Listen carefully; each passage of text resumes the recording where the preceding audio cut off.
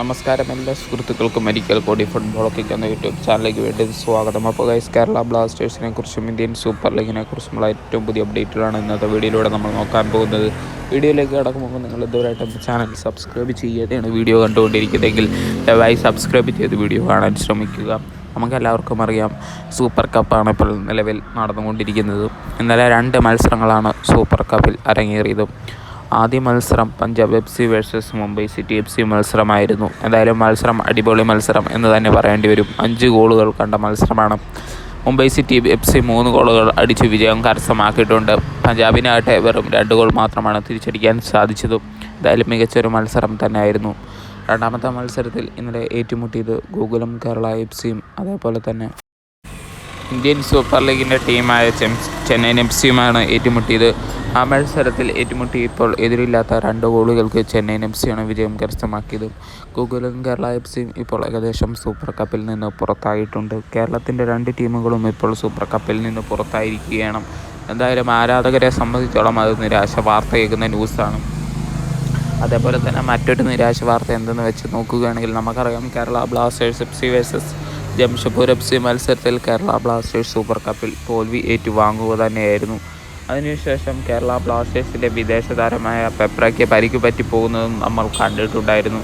എന്തായാലും പെപ്രയുടെ ഗുരുതര പരിക്കാണെന്നാണ് നമുക്കറിയാൻ സാധിച്ചിരിക്കുന്നത്. എന്തായാലും ബ്ലാസ്റ്റേഴ്സിൻ്റെ ഭാഗത്തുനിന്ന് ഒരു ഒഫീഷ്യൽ വന്നില്ലെങ്കിൽ പോലും പെപ്രയ്ക്ക് നല്ല പരിക്കുണ്ട് എന്നാണ് നമുക്കറിയാൻ സാധിച്ചിരിക്കുന്നത്.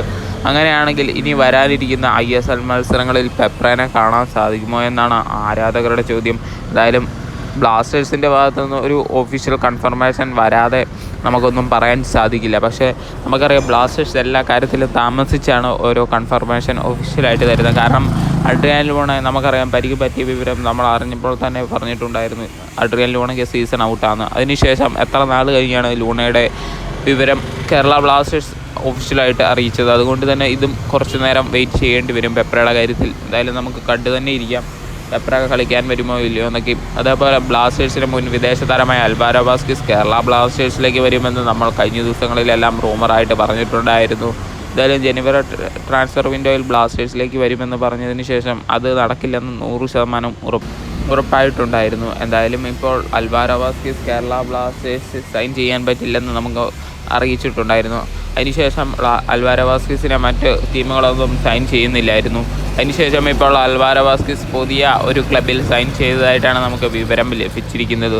മറ്റൊരു സ്പാനിഷ് ക്ലബിൽ അൽവാരോ വാസ്കിസ് സൈൻ ചെയ്തിട്ടുണ്ട് എന്നാണ് നമുക്കറിയാൻ സാധിച്ചിരിക്കുന്നത്. എന്തായാലും ബ്ലാസ്റ്റേഴ്സിൽ മികച്ച പ്രകടനം കാഴ്ചവെച്ചതുപോലെ ആ ക്ലബിലും അൽവാരോ വാസ്കിസ് കാഴ്ചവെക്കട്ടെ എന്ന് ആശംസിക്കുക. നമുക്കറിയാം, ബ്ലാസ്റ്റേഴ്സ് കളിച്ചുകൊണ്ടിരുന്നപ്പോഴായിരുന്നു മികച്ച പ്രകടനം അൽവാരോയുടെ ഭാഗത്തു നിന്ന് കാണാൻ സാധിച്ചത്. മറ്റ് ക്ലബ്ബുകൾക്ക് വേണ്ടി മികച്ച പ്രകടനം കാഴ്ചവെക്കാൻ